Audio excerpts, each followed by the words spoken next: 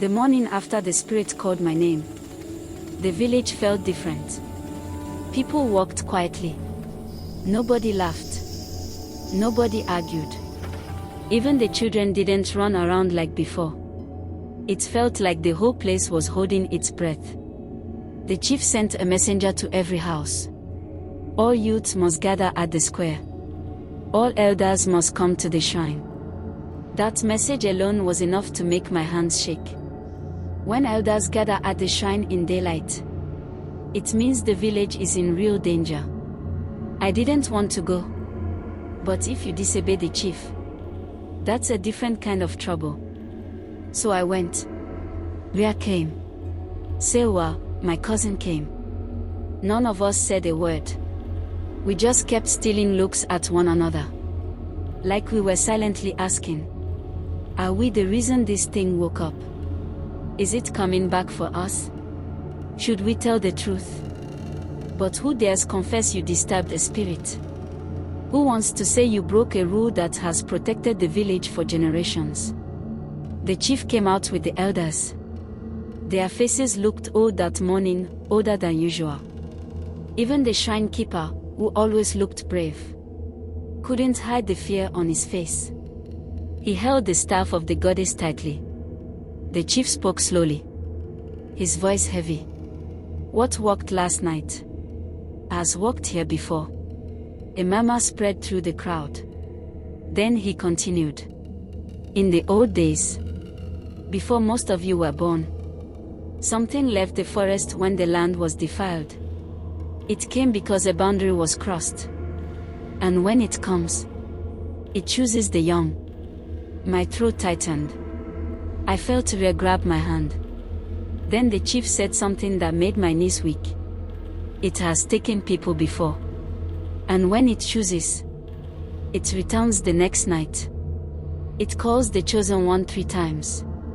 If the person answers, they vanish. People gasped. Some women covered their mouths. I knew what he was describing. We all knew. The spirit that walked last night didn't wander randomly. It called my name.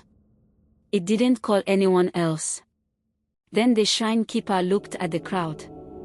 The one it called must step forward. My heart dropped to my stomach. People turned. I searched the crowd. Whispers rose like fire. I froze. My body didn't even feel like my own. Then Ria did something I will never forget. He stepped forward. I heard my name, he lied. The chief frowned. The elders exchanged looks. Everyone murmured. I wanted to shout, no, it was me. But my voice refused to leave my throat. Fear held it down like a hand around my neck.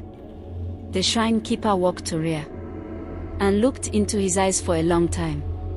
That thing did not call you, he said softly. The whole square went silent. My face dropped. Ria looked at me. Sewa looked at me. The elders looked at me. The chief raised his hand. Ayo, he said. Step forward. My legs felt like they were filled with sand.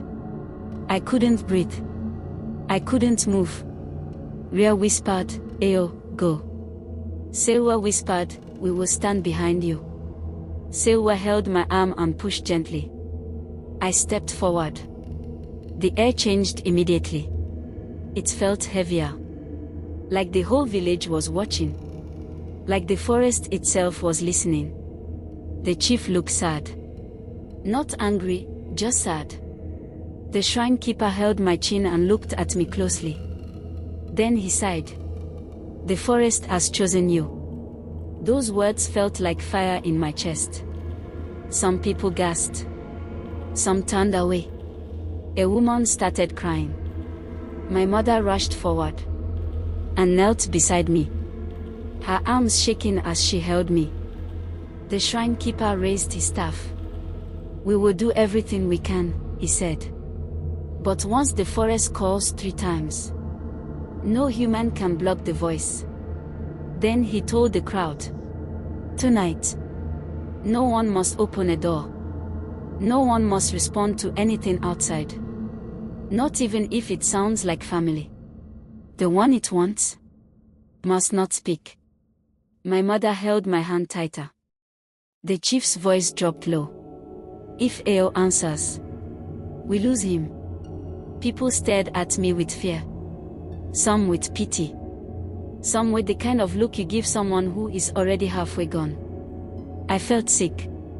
Then the shrine keeper said something that made the whole village tremble. And remember, the forest will call him tonight again. A loud gust of wind blew through the square. Even though the trees were still a moment earlier. People shivered. The elders gathered around me and my mother. They tied white cloth on my wrist. They drew marks on my forehead. They prayed and whispered old words. Words older than the village itself. But none of that stopped the fear eating my stomach. Because I knew the truth. Last night, the spirit didn't sound angry. It sounded sure. Like it knew I belonged to it. Like I had already crossed a line I couldn't come back from. And when night fell again, it would return.